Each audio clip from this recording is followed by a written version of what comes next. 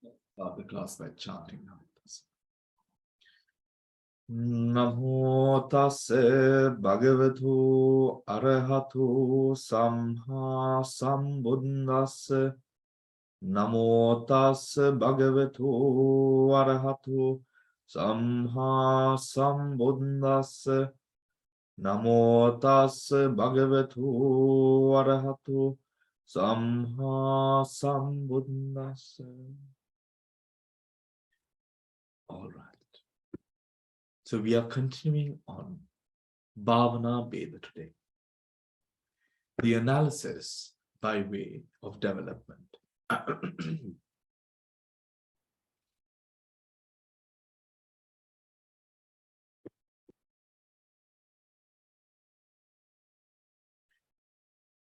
So, analysis of development.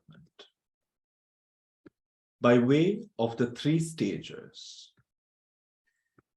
The preliminary stage of development is attainable in all these 40 subjects of meditation, right? That means so some of them. In 10 subjects of meditation, the 8 recollections of the Buddha and so forth, the 1 perception and the 1 analysis, only access development is attained, but not absorption. In the 30 remaining subjects of meditation, absorption stage of development is attained. Now, this is the writing which goes in support of the table that we have just gone through last week. Yeah. In the 10 subjects, beginning with the recollection of the Buddha, the mind is engaged in reflecting upon many different qualities and themes, and this involves an intense application of thought, vitakka, which prevents one-pointedness from gaining the fixity needed to attain absorption, right? Which we have already discussed, haven't we, everyone? Right? By way of jhana. Therein, the 10 kasinas and mindfulness of breathing produce 5 jhanas. The 10 foulnesses and mindfulness accompanied with the body, the first jhana, the first 3 illimitables, such as loving kindness, 4 jhana, equanimity, and 5th jhana only. Again, therein, the 10 kasinas and mindfulness of breathing produce 5 jhanas, right? 5 jhanas up to the 5th jhana. The 10 foulnesses and mindfulness accompanied by the body, kayagata sati, or kayanupassana, kayagata sati, only up to the 1st jhana. The 3 illimitables, such as loving kindness, 4 jhanas, equanimity, the 5th jhana only, right? The 5th jhana only.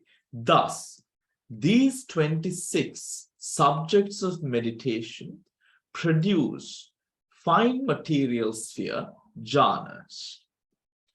The 4 immaterial states produce immaterial jhanas. Herein, this is the analysis by way of development. The 10 kinds of foulness and mindfulness accompanied with the body both require the exercise of vitakka, and thus they are incapable of inducing the jhanas higher than the first, because they need vitakka, which are free from vitakka. Higher than the first, which are, so they can't go higher than the first, which are free from vitakka.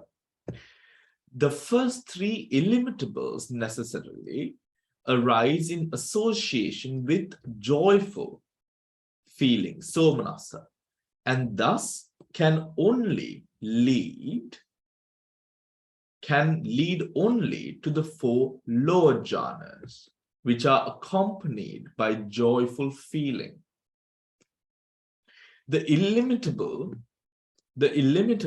of equanimity arises in association with neutral feeling, and thus can occur only at the level of the 5th jhana, which is accompanied by equanimous feeling,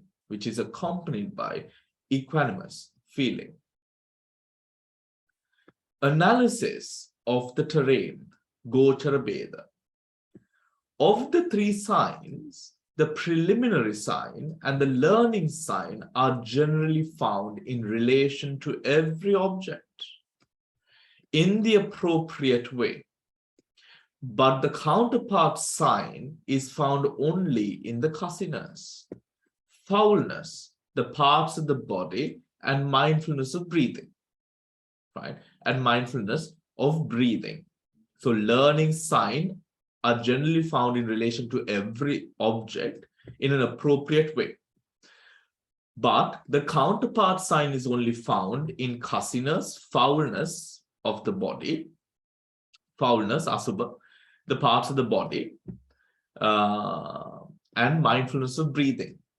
It is by means of the counterpart sign that access concentration and absorption concentration occur, meaning it is because of the access concentration that we are able to go into jhana. Appearance of the signs in meditation. How? When a beginner apprehends a particular sign from the earth, disk, etc., that is a Patavi Kasina, that object is called a preliminary sign. That object is called a preliminary sign, Parikamma Nimitta. And that meditation is called preliminary development, Parikamma Bhavana. Do you understand? Is that clear? The meditation put forth in gaining the Parikamma Nimitta, right? Or working with the Parikamma Nimitta or the preliminary sign is called preliminary or Parikamma Bhavana. Is that clear, everyone? Right? When that sign has been thoroughly apprehended and enters into range of the mind, just as if it were seen by the eye, then it is called the learning sign, right?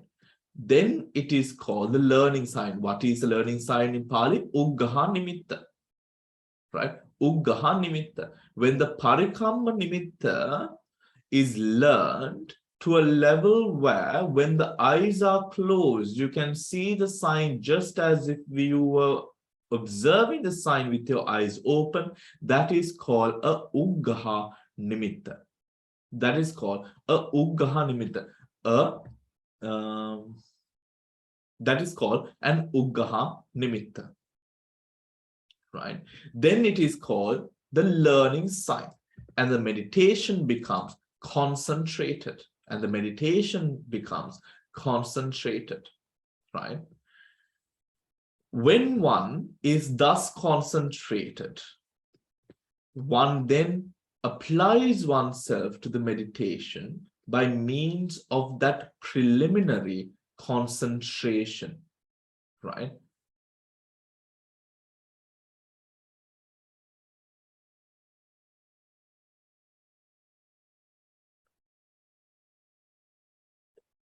Right.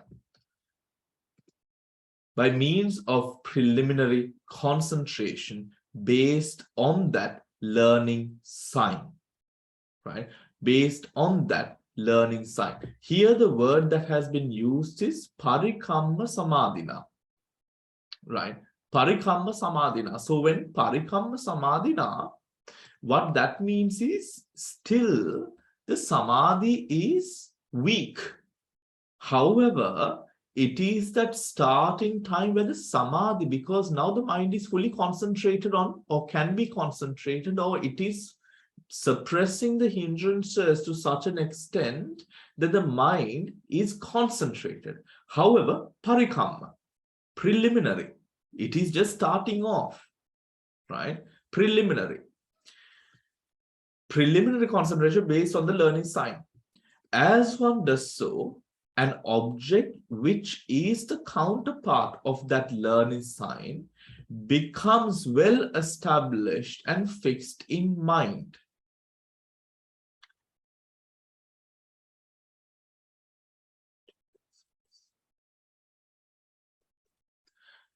Becomes well established and fixed in mind. That is to say that the Uggha becomes established as we continue to contemplate it, contemplate upon it, right? Contemplate upon it. The word that is used here is bhavanamayang alambanam, right? Meaning the object is taken through or taken as the meditation itself.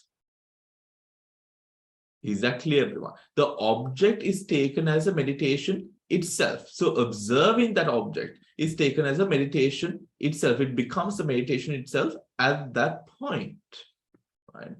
Becomes well established and fixed in the mind, which is freed of the flaws of the original object. Now there has been a change that has occurred. The object which was first the Uggha, right, has gone through a process of change, and if we might use the word polished, in the process of the concentration now becoming fine-tuned, right? Fine-tuned.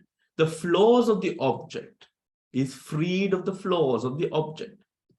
That is the manifestation of a mind that has further suppressed the hindrances, reckoned as a concept born of meditation. Then it is said that the counterpart sign has arisen, right? Patibhaga nimitta. Samuppannanti vucchate. The counterpart sign has arisen. Patibhaga nimitta has now arisen, right? When the Patibhaga nimitta arises, thereafter, access development is accomplished. Access development is accomplished. Upachara bhavana. Upachara bhavana. The polishing up of the sign was done through the process of parikamma bhavana. Parikamma bhavana. The nimitta was gained, where you are able to see the object as if you were onlooking the physical object. With that becoming the meditation object, the Uggha nimitta went through a process of being polished through the fact of the hindrances being suppressed.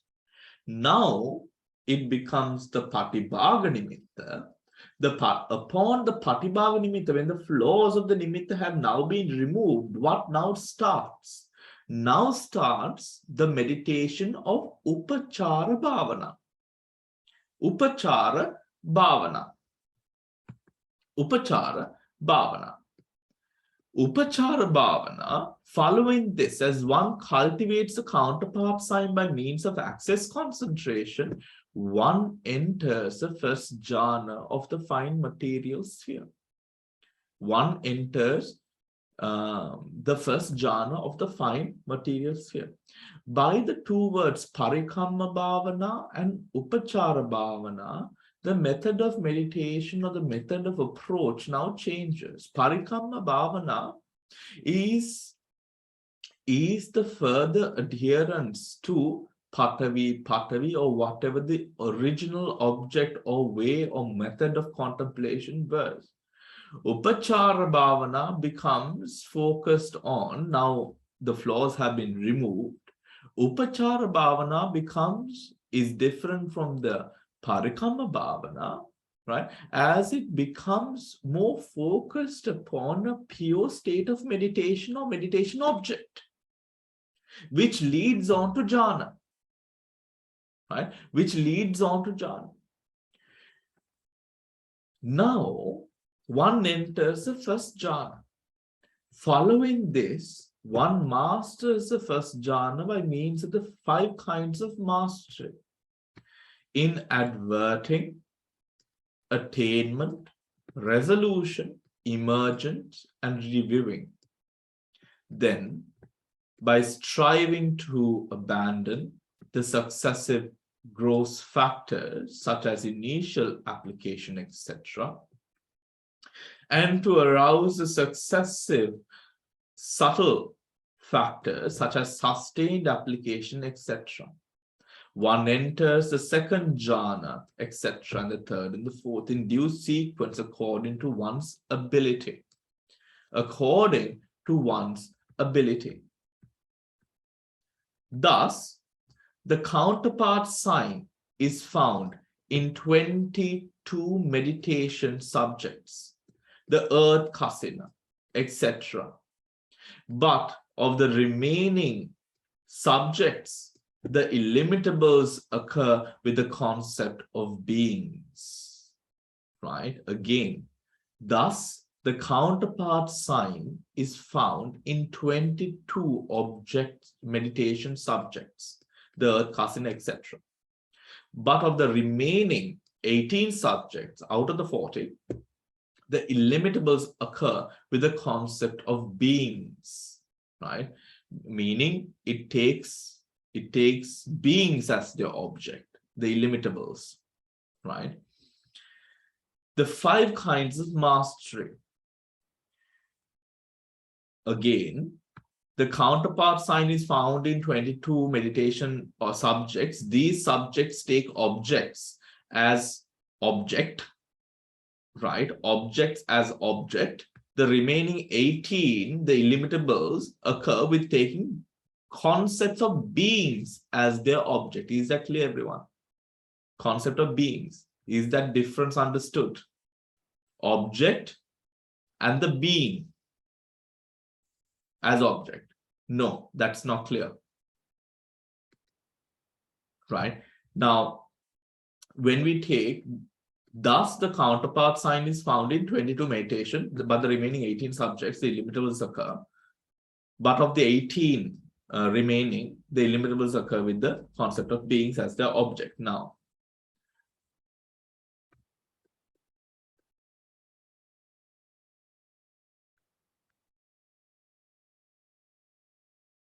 right. The counterpart sign here. Now we find all of these counterpart signs where the counterpart signs occur, right? 22 in all. 22 in all take the concept of certain objects as object. Here, breathing, body, right? Earth kasina, water kasina, fire kasina, objects. Do you understand the concept of object as objects, right? Then we come on to the ones where the counterpart sign does not arise. The 18, the other 18, right? The other 18, morality, generosity, devas, peace, death, all of these take the concept of beings. ඒ කියන්නේ සිංහලෙන් කිව්වොත් යම් යම් සත්වයේ පුරුෂෝ අරමුණු කරගෙන තමයි මේ භාවනාවන් ටික වඩන්නේ. Is that clear? Right? Now you take loving kindness, compassion, appreciative joy, equanimity. None of them have the counterpart sign. None of them have the counterpart sign. Why? Because of the object that is taken, right? Because of the object that is taken, which does not have the counterpart sign there. Now, coming back. Attainment of jhana. Right. The 5 kinds of mastery of these. mastery in adverting. Mastery in adverting, avarjana, is the ability to advert to the different jhana factors such as vitakka, vichara, etc. quickly and easily in accordance with one's wish. Mastery in attainment is the ability to attain the different jhanas quickly and easily, without many bhavangas arising in the process of the attainment. Mastery in resolution is the ability to remain in the jhana for the length of time determined by one's prior resolution. Meaning the length of time determined. I want to be in the jhana for an hour, 2, 3, right? The mastery of emergence is the ability to emerge from the jhanas quickly and easily. And mastery in reviewing is the ability to review the jhana from which one has just emerged. Besides these 5 masteries, the meditator is also encouraged to develop skill in extending the visualized counterpart sign by gradually increasing its size up until it appears as if encompassing the entire world. Right?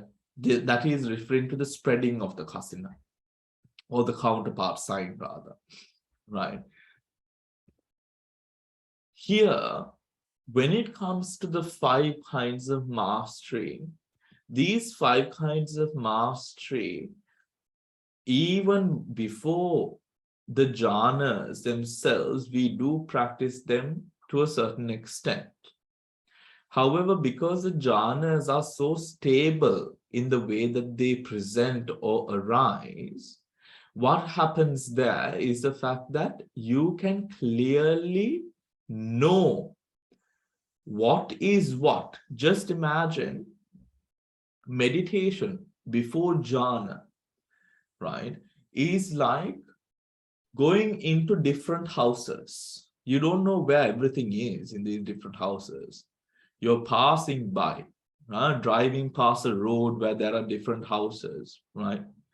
However, if you are now coming into your own house, you're not, where you keep things are not going to change in your own house if you do not change them yourself, no, right? In such a way, because jhanas are so stable in the sense that they exist with the mental factors, right, that are associated with the jhana, you are clearly able to apprehend the way that it exists. Is that clear? Hence, you're able to know the jhana in and out, or you begin to know the jhana in and out. So you can differentiate between the jhana factors. You can differentiate between the qualities of the jhana, right? And when you are well versed in it, you can choose to enter whichever room in your house you want to. The first, the second, the third, the fourth, the fifth, as you wish, right? That is what this mastery entails. Is that clear? In normal meditation, what happens is, because of the free flowing, the moving, the progression, or the force that can happen, right? You might not be able to know with such clarity where you are at that moment. That is why the reviewing process at the end of the jhana is quite important. Is that clear, everyone? Yeah. The immaterial attainments. Next one withdraws any kasina except the space kasina, and does the preliminary work with contemplating the space that remains as infinite. Remember, how does space become infinite here? because of this part here, increasing its size up until it encompasses the entire world. Now the kasina, if you're to imagine, let us say the Varna kasinas, and you spread the Varna kasina all across, right? And if you are now contemplating the space left in the removal of that kasina, because that is what happens at the immaterial level, right? Now space, that area, the whole area which was encompassed by the Varna kasina now remains empty. Now you contemplate space. Next, one withdraws any kasina except the space kasina, and does the preliminary work by contemplating the space that remains as infinite. By doing so, one enters the first immaterial attainment. When one does the preliminary work by contemplating the first immaterial sphere consciousness as infinite, one enters the second immaterial attainment. When one does the preliminary work by contemplating the absence of the first immaterial sphere consciousness, thus there is nothing. One enters a third immaterial attainment. When one does the preliminary work by contemplating the third immaterial attainment, thus this is peaceful, this is sublime, one enters the fourth immaterial attainment. Right? One enters the fourth immaterial attainment.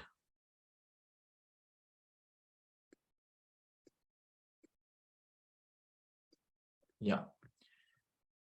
Other meditation subjects. With the other 10 meditation subjects, when one does the preliminary work by taking the virtues of the Buddha, etc., as one's object, when that sign has become thoroughly acquired, one becomes concentrated upon it by means of preliminary development, parikamma bhavana. Parikamma.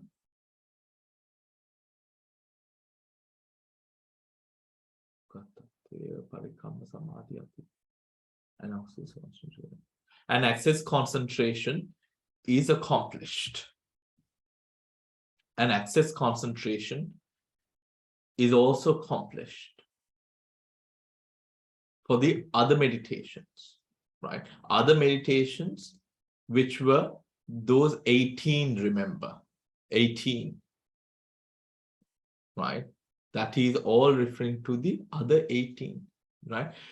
With the other 10 meditations, when one does the preliminary work by taking the virtues of the Buddha, etc., as one's object, when that sign has been thoroughly acquired, one becomes concentrated upon it by means of preliminary development, and access concentration is also accomplished, right? So out of the 18, the 10 that take the Buddha, Dhamma, Sangha, right, as the object is what then the preliminary development. Here it is not parikamma bhavana, but parikamma samadhi, right? Parikamma samadhi. And then through the parikamma samadhi, the access concentration is upachara samadhi is achieved. From parikamma samadhi to upachara samadhi. Now, abhinya, direct knowledge. Direct knowledge. Having emerged from the fifth jhana, taken as a basis for direct knowledge, having adverted to the resolution, etc., when one does the preliminary work, one enters into the fifth fine material sphere, jhana, occurring by way of direct knowledge with respect to such objects as visible form, occurring by way of direct knowledge with respect to such objects as visible form, right? The direct knowledges are fivefold. the supernormal powers, the divine ear, knowledge of others' minds, right? Iddha Vidda, Dibba Sota, right? The divine ear, Parachitta Vijanana, knowing of others' minds, right? Pupe Nivasanusati Jnana, the recollection of past lives. Dibba Chakku,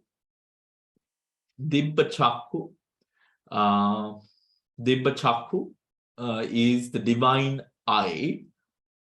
Dibba Chakku is the divine eye. Does it tell? Okay.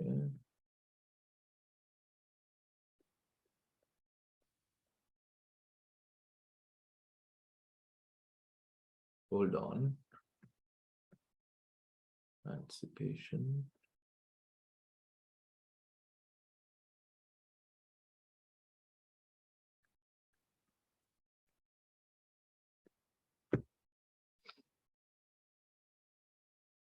Okay.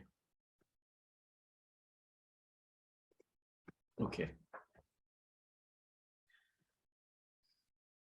Having emerged from the, okay, so the direct knowledges are fivefold, the supernormal powers, the divine ear, knowledge of others' minds, recollection of past lives, and the divine eye. Now, for these processes to occur, certain parts of the Samatha Bhavana goes in for these specific powers to arise. For example, with the divine eye, for example, Dibba Chakku, it is the light kasina, right? It is the light kasina that comes into Dibba Chakku, right? There are different ways or patterns of mixing the kasinas together to get the result, right? To get the result of how you sort of go into these powers. I was just looking at whether that is explained. Anyways, guide to para 21. Having emerged from the fifth jhana, the Vishuddhimagga explains the procedure for exercising the direct knowledge just thus. After accomplishing the preliminaries, he attains jhana as the basis for direct knowledge and emerges from it. He attains a jhana as the basis for the direct knowledge and emerges from it. Then if he wants to become 100, he does the preliminary work thus.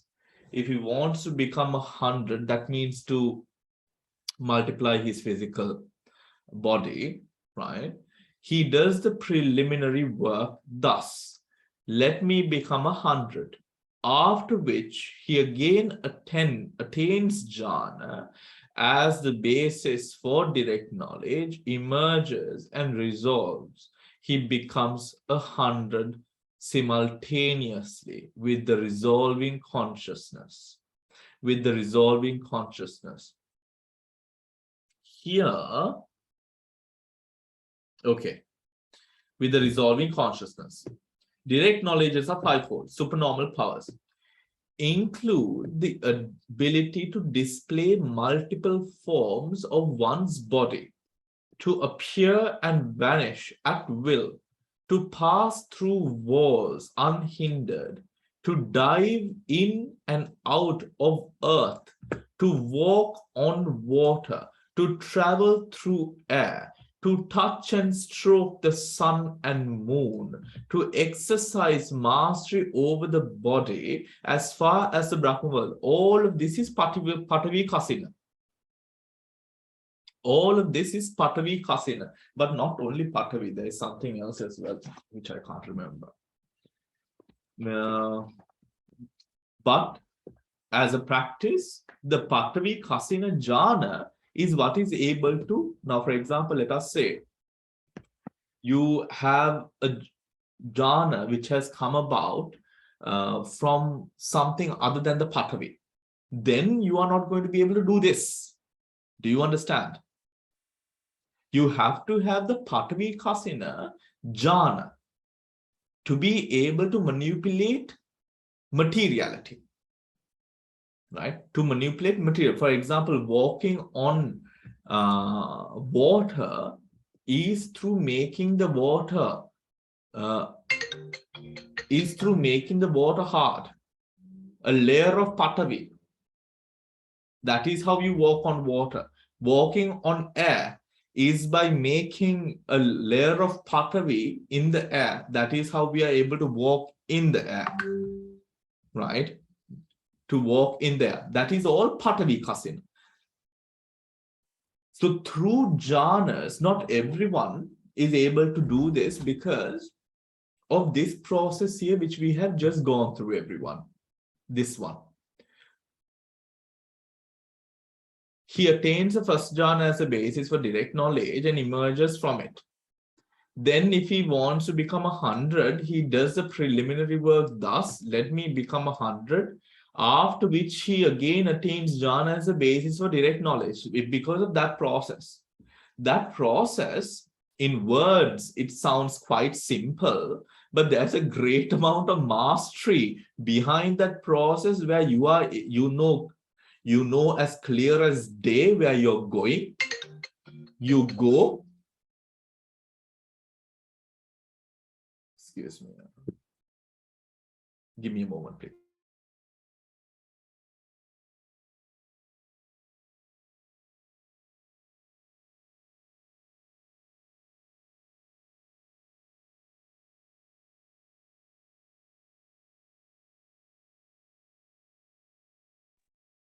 Sorry. All right. Because of that process, because it requires a mind that works quite fast, a mind that definitely understands the jhana and has mastery over the jhana, right? But even more than the jhana itself, it is the speed of the mind. It is the speed of the mind, which is in question here. If the speed of the mind, you do not have that skillfulness, right? You are unable to sort of process this fast enough for this direct knowledge to arise. Is that clear? Right? Direct knowledge to arise. That is why we find there were many arahants, but not all arahants had abhinya. And from them, too, there were the ones who had this very special ones who would be able to see beyond the capacity of the of some others, right?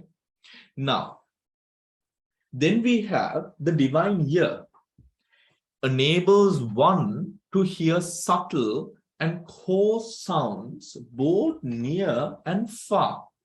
Now, although this is an abhinya, when you're meditating and when you're quite committed to the practice and your mind is in kusala and you're living a life of kusala and wholesome, what happens is certain manifestations of this abhinya also arises to a person without the abhinya itself, right? For example, you begin to see with your eyes closed, not hallucinations, but more rather you are able to see whoever is around you, what people are speaking, read people's minds.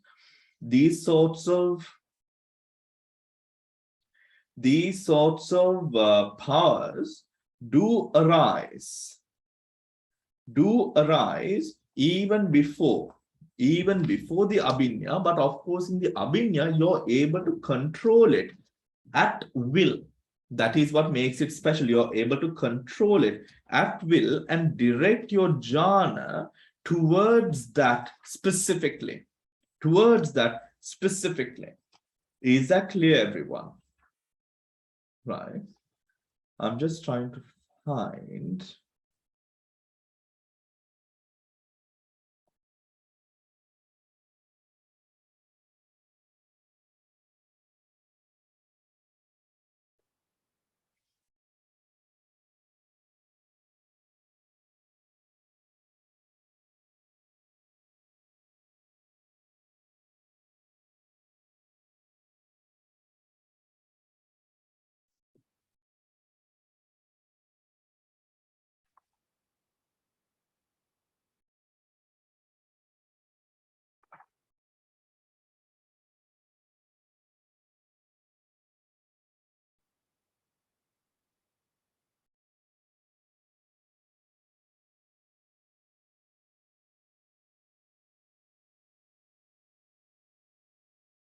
Yes, exactly. So it says, rapid response after attaining transformation is difficult and only 1 in 100 or 1,000 can do it, right? That means a mind that works fast enough to go in, out, determine, go in, come out, determine, and make it happen. That process is very fast, right?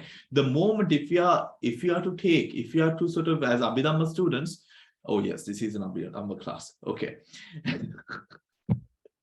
As Abhidhamma students, if you are to put it into Abhidhamma terms, then what happens is when you take the Chittaviti process, that takes you from the beginning to the end, ending in the manifestation of, let us take now the 100 bodies, right?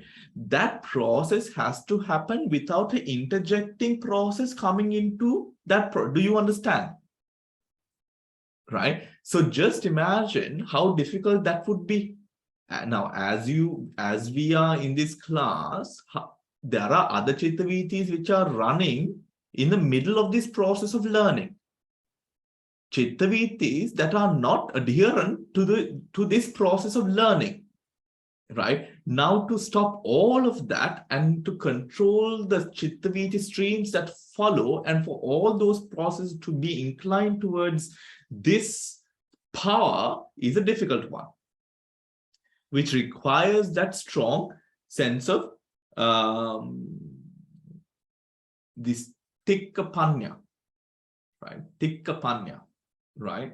Tikkapanya. Now,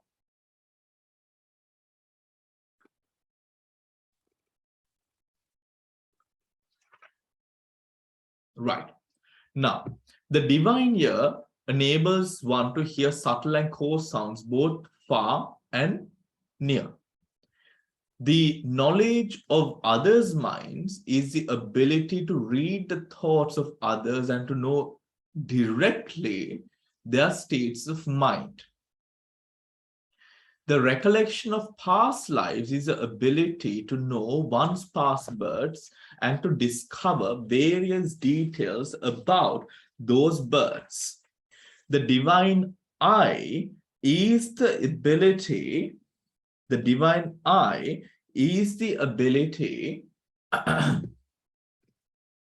is the capacity for clairvoyance, which enables one to see heavenly or earthly events both far and near. Included in the divine eye is the knowledge of passing away and rebirth of beings. That is direct perception of how beings pass away and re-arise in accordance with their karma. These kinds of direct knowledge are all mundane and are dependent on mastery over the fifth jhana. The text also mentions a sixth direct knowledge. This is the knowledge of the destruction of all taints, asavakkhaya jnana, which is supramundane and arises through insight. Which is supramundane and arises through insight.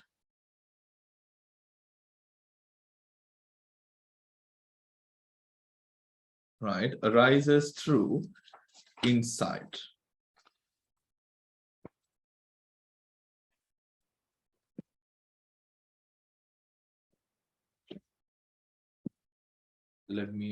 I was just looking for a specific part, I'll find it later. Right. Vipassana Sangha. Stages of purification. The 7 stages of purification. Now, before we move on to Vipassana, do we have any questions about what we have just done? Yes, Mala. Bhante, as Buddhist, what we aspire is for nirvana, not higher levels like Divyaloka and stuff. But why should one do the fine material and immaterial jhanas, which may give you rebirth in the fine material and immaterial levels, because you spend eons and eons there. Yeah. And you waste time. It's a waste of time, isn't it? Yeah, it is quite much like, as Buddhists, we are aiming towards nirvana, but why do we still support craving towards sensual pleasures, which leads to eons and eons in the sensual plane? Yeah. It's the same. Mhm. One is bad, the other is good. Or rather, one leads to or has the potential of leading to the hellish realms and the preta lokas and staying in the manusaloka and the depths of and going into the worst parts of the manusaloka, whilst other is to do with the brahma loka, right? That would be the answer. However, if we are to answer that question in a different way, which is when your mind, right now, let us say, now we are interested in the Dhamma, right? Now some would say, "Ayi Abhidharma ingana ganne sutra tika madida," right? But people who have the interest, people whose mind works in such a way, people who are willing to commit, people who are so fascinated with the Dhamma and knowing the Dhamma, they start learning and committing their time to the learning of the Abhidhamma. Do you get what I mean? But not all people learn Abhidhamma. It is not everyone's cup of tea, right? It is not everyone's cup of tea. Not everyone learns the Abhidhamma, but people who have that keen interest might go into Abhidhamma, right? In the same manner, when we take meditation, when the way that our minds work, sometimes because our minds are so inquisitive in nature, because we are not thinking about that bhikkhu or that practitioner may not be thinking about death and being reborn in the Brahma realms. That person is simply thinking about, nivarna yatapat kirima. Do you get what I mean? In this, the suppression of the hindrances. First of all, the person knows, I am able to do this. I know the way, I am able to practice this, right? He knows that because that person might have already reached the 5th jhana already, or couple of the first jhanas, 1, 2, 3, or 4. He knows, if I put in time into this, I will be able to do it. That person, if the person's inclination is truly nirvana, then he's not thinking about going into the Brahma realm, which has caught his attention. Rebirth in the Brahma realm, rather the suppression of the hindrances, right? The inquisitive nature towards the Dhamma, the nature of the mind, right? Because it is quite interesting, isn't it? Right? The nature of the mind, where you are able to experience neither perception nor non-perception, or going into akasa sanya or something of that sort, right? That can very much be so, right? Now, even with for example, the abhinyanas that we have just gone into, the abhinyanas, it is not that, these powers are not the result of monks wanting to have powers, but the way that their mind is, right? They're able to break through these and go into these different sections of practice, right? Owing to the mastery that they have over the mind. Does that make sense? It is like, for example, monks, who are really into the whole sort of aranya, the monk lifestyle, right? They go on to learn how to sew. They learn how to make pathrays, to burn pathrays, you get what I mean? But then one would say, how is this going to take us to nirvana?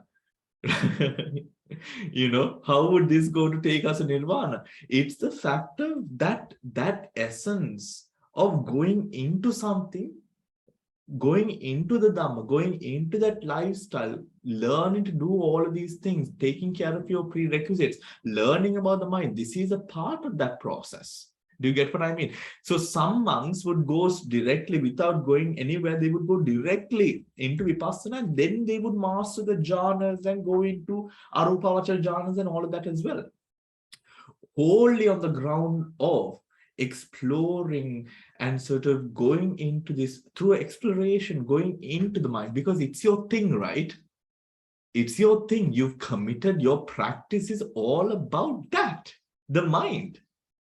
Right? So why wouldn't you? That exploration comes in, right? That exploration comes in, right? Like, for example, how many techniques have I taught you with Buddhanusati and Metta, Buddhanusati and Asubha? Do you get what I mean? You know, how? Because you go into it. This is the this is like the practitioner's realm. It is like, as a Dr. Mala, you would know, no, if you are to give this medication, you have to give this or that. This has this reaction, this has this reaction. It is your field, no? Right? And as it is your field, and you're interested on the ins and outs of it because you're proficient in your field. The same thing happens on that meditation route. Yeah. So many of the monks who had jhanas and went into the Arupavachara, it was not on the grounds of being born in the Brahma realm, but mostly the suppression of the nivanas. And usually we also hear stories which express that monks came back after attaining, they come to perfect the jhanas as well, the samadhi. That is also done. Yeah. So yes, dear. Bhante, I was just wondering, having heard what you just explained, it is your interest. So therefore, some people are interested in mathematics or finer things, so they will go into that. So I can understand if you have a tendency, it's like Ananda. He preferred to look after the Buddha when all the others attain. So it's like that. It's personal interest, you do it. But when we are looking at the fetters, right, after the first 5 fetters, the higher fetters, that 6th and 2nd is about being born in the Rupavachara and some liking or detach for that before you get mana and before you get restlessness. And there are those 2, 6th and 7th fetters, which they say about being born in Rupavachara or the liking to be born. So is that quite different? This is an interest and that's a desire to be born. Is there a difference like that? Because those are fetters to be broken anyway. Yes, they are different. And remember, here the interest here falls under mastery. Now, for example, remember the story of Mahamogallana, right? Using his idti to go find the end of the universe, and the Buddha stopped him. Now, Mahamogallana we are talking about, right? Now, here, this is the fact of, for example, I mean, bhikkhus, including arahants, were in awe of the wisdom of the Buddha, right? Or they were in awe of the wisdom of the Buddha, including Venerable Sariputta, right? It always says in the sutras, isn't it? Right? And where is this coming from? This is surely, not that arahants also know everything, huh? Arahants don't know everything. Not all arahants are. Only the Buddha was Sabbhanyuta, no? Huh? So arahants are pure beings who have removed the anusayas and the kileshas, right? Binding them into samsara. Arahants, they are far great human beings. However, they are not Sabbhanyuta. Right? So they will explore, they have interest. Why else did the arahants sit with the Buddha listening to the Dhamma after attaining? You get what I mean? Right? Dharma pritiya vininna unhansala etana buduhandurangin dharme ahan, right? They were always there, isn't it? They followed the Buddha, right? So that interest is always there. Right? Now, here, the Kamaraga, Ruparaga, Aruparaga deal, which you are talking about, these are very, very subtle things that could arise connecting us to different planes. Is that clear? Right. Now, for example, that would usually happen with ayonsu mansikara. Right. It is as if we go to a nice restaurant and then we eat, and then you know that this restaurant is good, and you keep it in mind to come back if for a celebration again. Right. That is kamaraga there. Right. So there is a desire there. There is a desire, liking a tanha there. A desire to be that can arise at a position of where ayonsu mansikara arises. Nivanatama, when a person is so focused upon nirvana and continuing along the path, that ayonsu mansikara may not arise, because that person knows that this is also impermanent. Right? That this is also impermanent. Is that clear, dear? So Right. what is saying is, if I've understood properly, so that these are desires, and that is like ayoniso mansikara, because it's a desire to be in deep. In the other case, it's just an interest that some people have, like they want to do Abhidhamma, but lots of other people don't. Most people don't. They listen to the sutta. But some people might like the finer, faster minds or whatever, like doing maths or higher maths, like that. Therefore, they do that. But it has nothing to do with the desire to be born in a world which is impermanent. Am I right? Is that what you're... That was only an example, right? Yeah. And that is only an example. What I would truly believe is the fact that most people are unable to comprehend the Abhidhamma, or they do not have the interest in Abhidhamma because they have far too much kilesas and they cannot bring their minds to go deep into, Chitta Chaitasika Rupa Nibbana. We are always thinking about our minds, right? Some people are unable to go into their minds because there's too much of kilesa and the mind is too distraught, right? So they are very much happy with, a laughing Dhamma talk, listening to a Hamdra and having a gala time laughing at the Dhamma talk, but not really to comprehend one's own upakleshas and go deeper, which we know to be very, very true, right? Sometimes, so when it comes to Ruparaga, Aruparaga, when just as this is self, when we experience it, we identify it as me, myself, and I, and because of that, we draw an attachment to it. But if the person is cultivating anicca sanya, right, viraga sanya, right, then the person knows that this is not me, myself, and I. This is an experience of the jhana planes, right? But this is not my aim. I am going towards what? I am going towards nirvana. Why? That is the reason the Bodhisattva story gives us a perfect answer. Why Sotapanna, after you attain to Sotapanna, could you never go to the Brahma realms? Oh, I didn't know that. Remember? Why? Because you have the jhana. Bodhisattvas, not only Sotapannas. I'm sorry, wrong rendition. Not the Sotapannas, the Bodhisattvas never go to the Brahma realms. Yes, right. Yeah. The Bodhisattvas. Okay, right. The Bodhisattvas never go to the Brahma realms. Why? Because their focus is nirvana, but they are on top of the jhanas and the rupa jhanas. They're dancing around with jhanas from birth to birth, but they never go to the Brahma realm. Why? Focus upon nirvana. Is that clear, Dil? Yeah, thank you. Yeah. Thank you. So, etana ayonsu mansikara thiyenne. Yeah, ayonsu mansikara. Yes, Mala. Bhante, is it true? I read somewhere that Visakha is also in a Brahma world at present. She was Sotapanna Buddha's time, but she never attained Arahathood. Okay. And she was going to be born again in Maitri Buddha's time to attain Arahathood. Is that right? Hold on. More historical. Let me just ask Google. Google doesn't seem to be knowing. I literally typed in where is Vishakha. She is around. She is still in samsara, but where exactly, I do not remember. Yeah, exactly. Maybe we can look for where she is. Nimmana Rati. As a consort of the Deva king of the realm. So she is in the fifth heavenly realm, Nimmana Rati.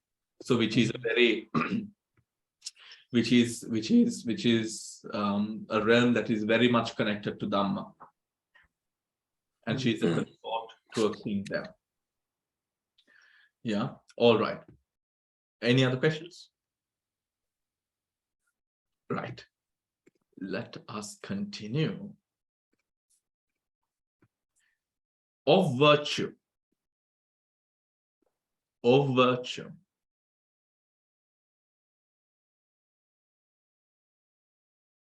Now, on that note, before we do continue, just as we mentioned, this sort of Yonisomanskara, and if we are to remind ourselves what our purpose is in our daily activities, or in our, if we are to get up in the morning and remind ourselves, api me niman dakinnai me ussawat wenne කියන එක, right?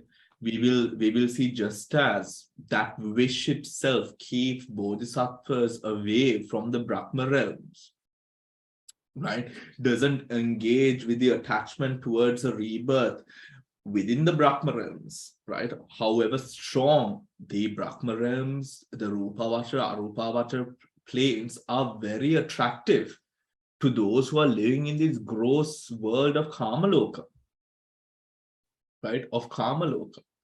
Kamaloka is said to be the lowest within the 31 planes, right? And bodhisattvas remain here, right, where we are able to see sukha and dukkha for their contemplation, right? In places like the Brahma, the Rupa, the Brahma realms, Arupavachara realms, it is usually pleasure, right? And bodhisattvas, when you, you don't even need to go to jhana, everyone. When you go from anapanasati, or you go into satipatthana, and your mind becomes stable upon vipassana samadhi without jhana, you realize what kind of pleasure you start experiencing at those points, right? And jhanic bliss, first, second, third, fourth, fifth, these offer a far more sublime experience because of the suppression of the hindrances. That is why many people convince themselves that they have attained nirvana when they attain sometimes even the first jhana, right? So you can imagine bodhisattvas, because of their strong need to attain nirvana, they do not fall into that trap of now having that desire for the Rupa and the Arupavachara planes. Apita taking inganagana, apita Davasapata api negative api nidaganut api, when we remind ourselves why are we sort of putting in this time? How should we manage our time? What should we be doing with this time? Then that would also have a very strong impact upon the decisions and the tasks and the way that we go about our daily proceedings. Yeah, because nirvana, when you say, I'm trying to be an arahant, just start telling yourself, if you start telling yourself, I'm trying to be an arahant, I'm aiming for arahantship, that itself will have such a impact upon your life, right? Now, nirvana gattama tun aakarayakatane nivan dakinna puluwan. Either you become arahant, or a pacceka buddha, or a samma sambuddha, right? මේ පන්තියේ කවුරු ඉන්නවද දන්නේ නැහැ, සම්මා සම්බුදු වෙන්න කැමති. එහෙමනම් සාදු සාදු සාදු. But I'm guessing that most would be aiming for or trying to achieve arahantship, right? Arahantship.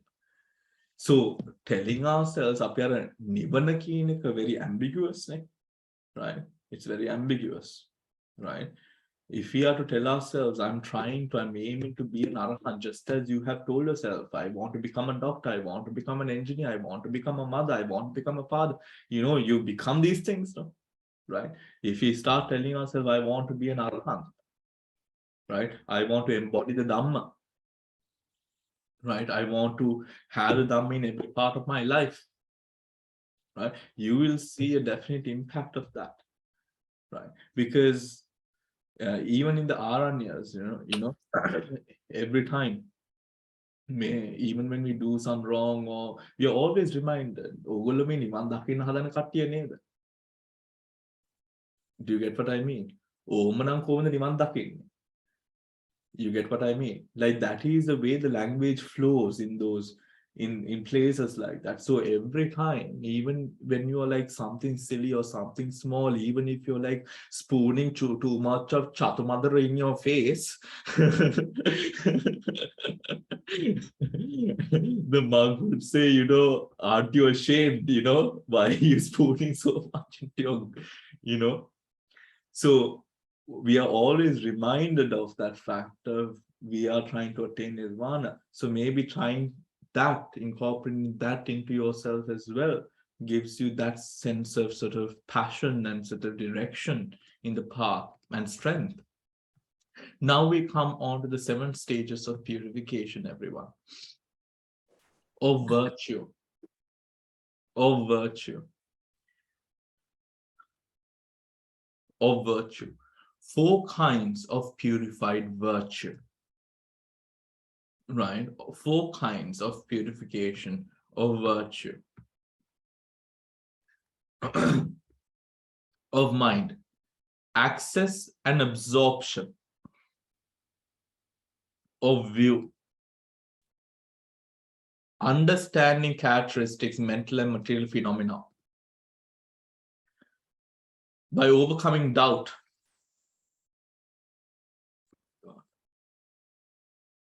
Okay. By overcoming doubt. Discernment of conditions for mental and material phenomena. Right? By knowledge and vision of path and not path. Knowledge of comprehension.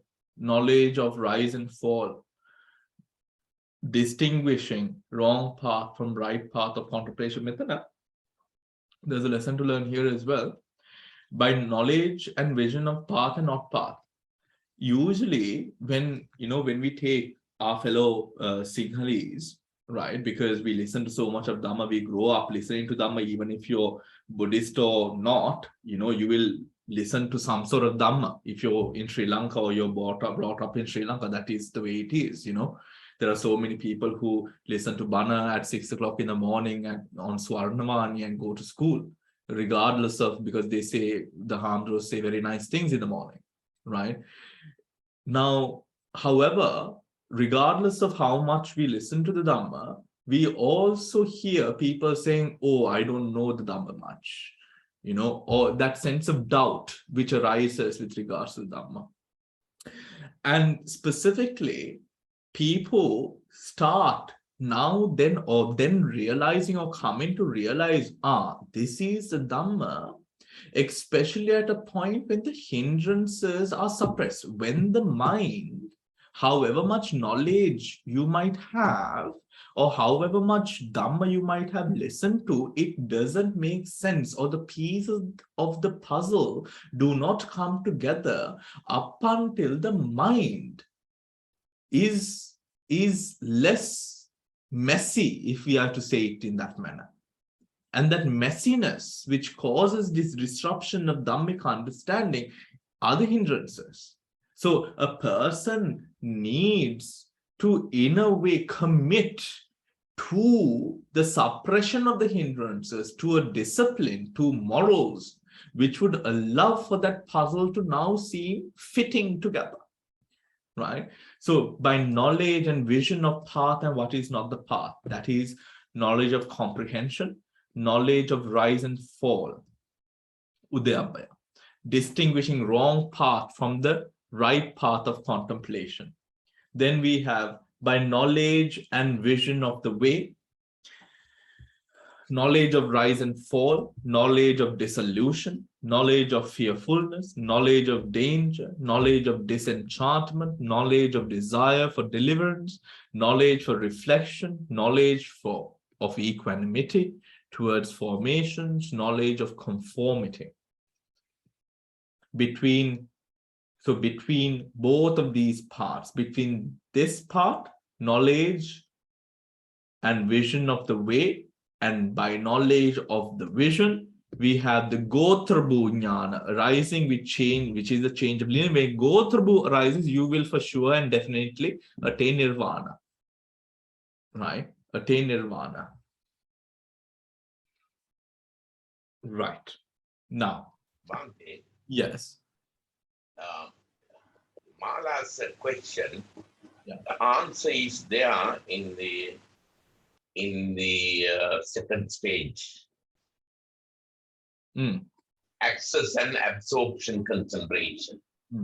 So you don't have to achieve second jhana, third jhana, and so as long as you achieve the access and absorption concentration and suppress all 5 hindrances, then you are ready to move into the next stage. Yes, and also there is a vipassana samadhi that arises. Yeah. The earlier stages, which can be attributed to the mind, which is the second stage. Yeah. Right. To the second stage. Usually what we find is at when we look at this chart, I mean, look at this, right? Of all of these stages, right? Of all of these stages, after years and years of Dhammic contemplation, we are still stuck on 1 and 2, between 1 and 2. And not even. Now, these happen when we gain it, no? This is talking about when it's present. Most people struggle with, of course, 1. Now, me 1 එක නැති හින්දා තමයි අර මිනිස්සු what is Dhamma, what is Dhamma, what is Dhamma කිය දඟලන්නේ. මොකද මේ without this virtue, the mind is not disciplined enough to understand the Dhamma. Right?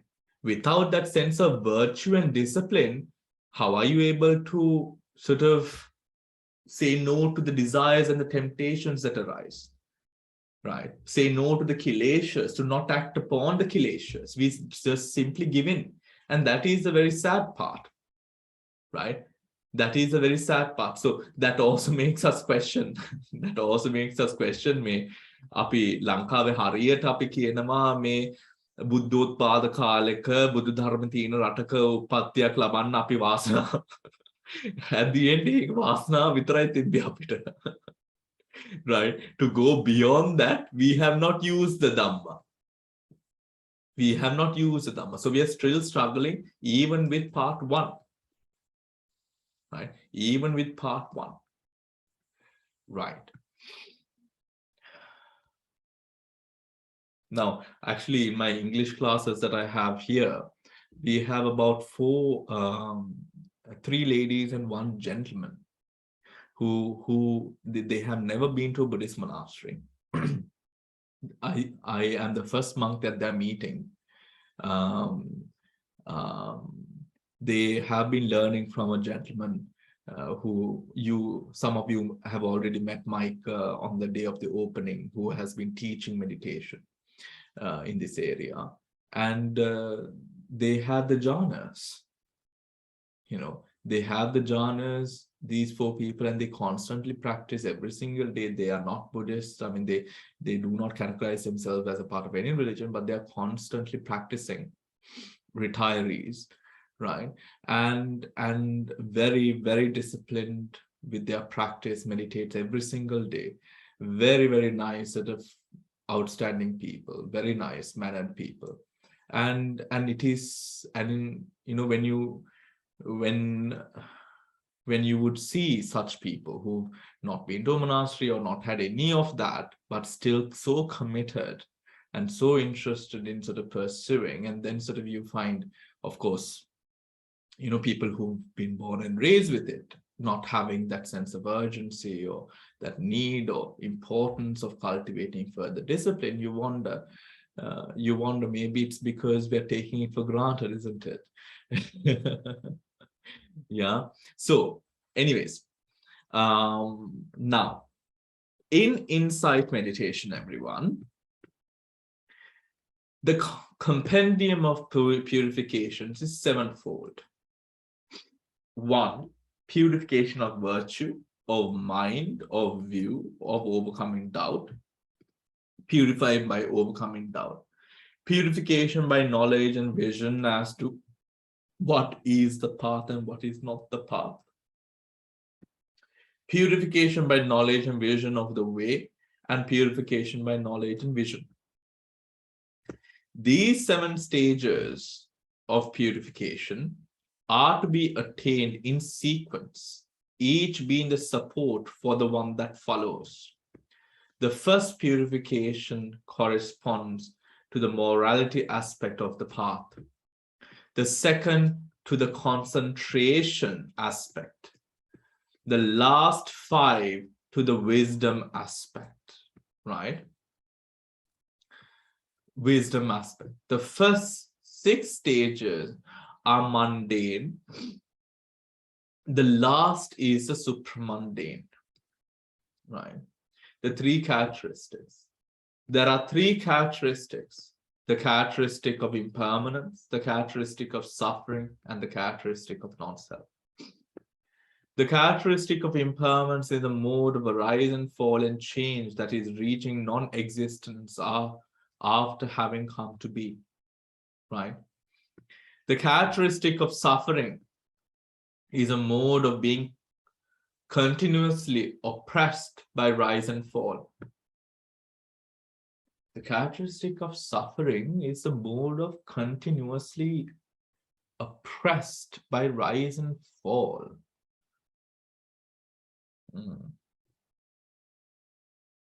Continuously oppressed by rise and fall. Oppressed by rise and fall.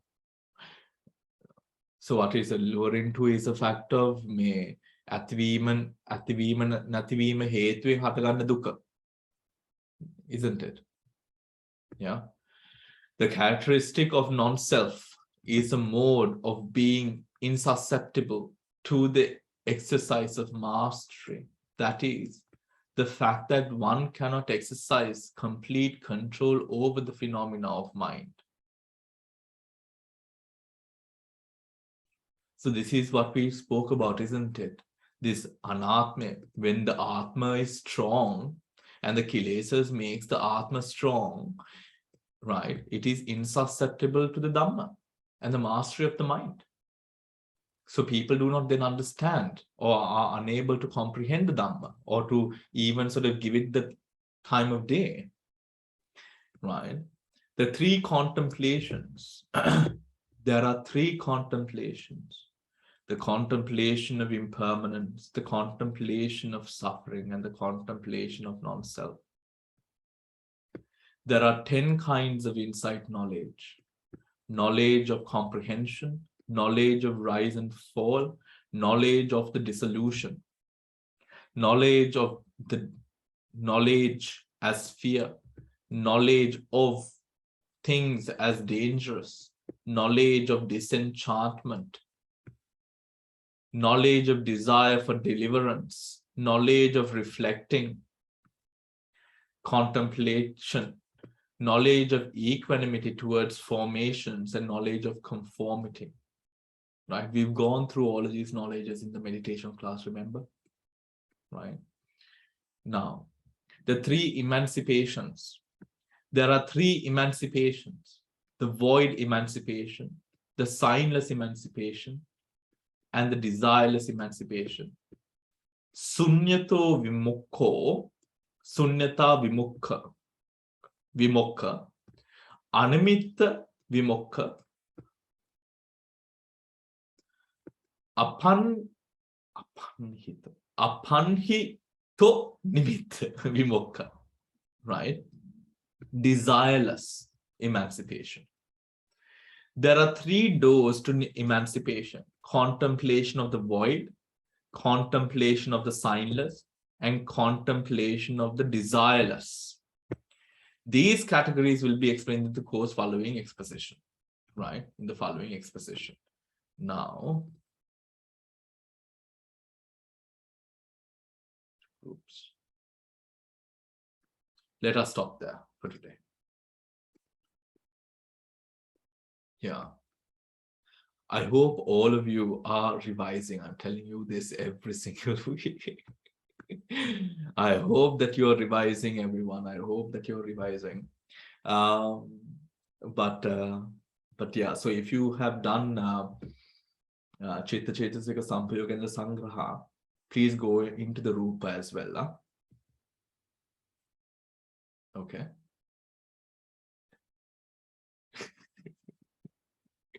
Okay, everyone. Now, take care and have a lovely rest of the day. I will see you on Wednesday for the Sutra class.